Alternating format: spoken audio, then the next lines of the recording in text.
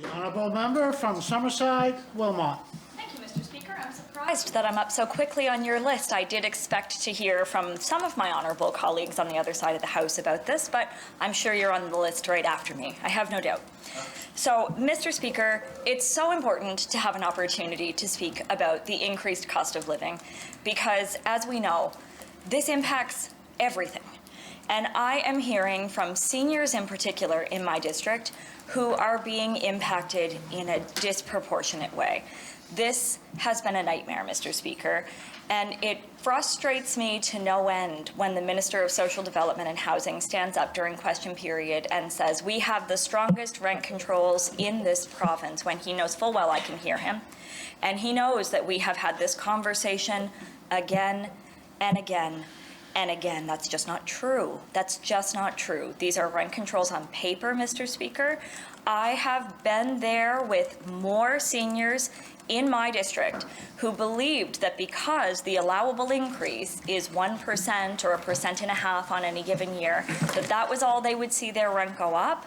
These are people who do not have an ability to increase their earning power.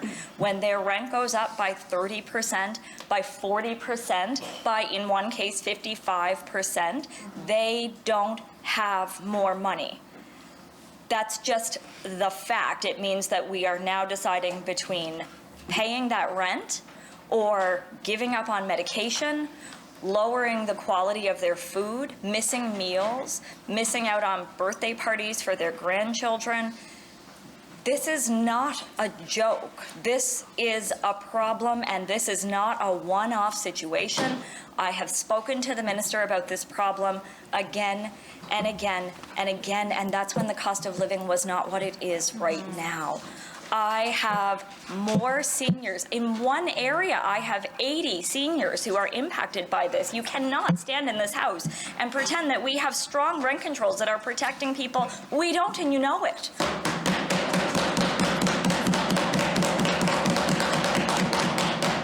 And you know it.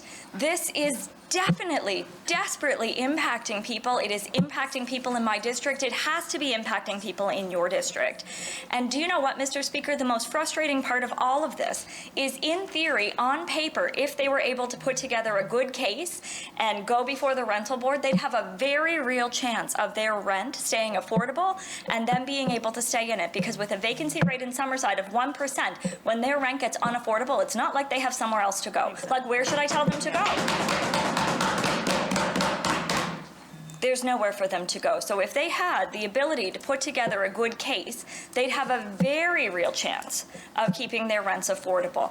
The parties on the other side have a lawyer preparing their case. They receive literally hundreds of pages of legalese that they have to go through line by line as a 90-year-old senior who has never lived on their own before their husband passed away a few years ago. And she, at 90, is supposed to go through this line by line and refute it. And anything she does not refute, it is assumed that she agrees with, and therefore her rent goes up. So I appeal. Can we please, please, please increase the threshold of legal aid and increase what they can help with? Because this is a dire situation for the dozens of seniors in my district. Nope, we're not going to do that. There are things we could do. There are tangible things we could do that would make it more affordable for people right now. And government is choosing not to do it, and that's a choice. My honourable colleague from Charlottetown Belvedere spoke about how we have legislation in place that sets the market basket measure as our minimum threshold for poverty. That's $35,000 approximately. It's probably higher than that now with the cost of inflation. But even if we're going by that figure, I have constituents who are on income support, who make too much to qualify for legal aid. Like, let me say that again. People on income support are too wealthy for legal aid based on government's definition of what the threshold is for that, despite the fact that we have legislation in place that says our poverty threshold is $35,000 for a single person. Shameful. For a single person. My family that is dealing with this, the constituents that I'm talking about in Summerside, are a family of 5, so they are way above what legal aid will cover for them to get the sort of supports that they need.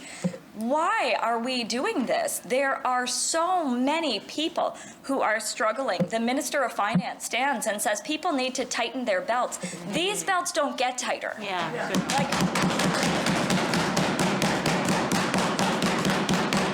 walk me through how my income support family should be tightening their belt.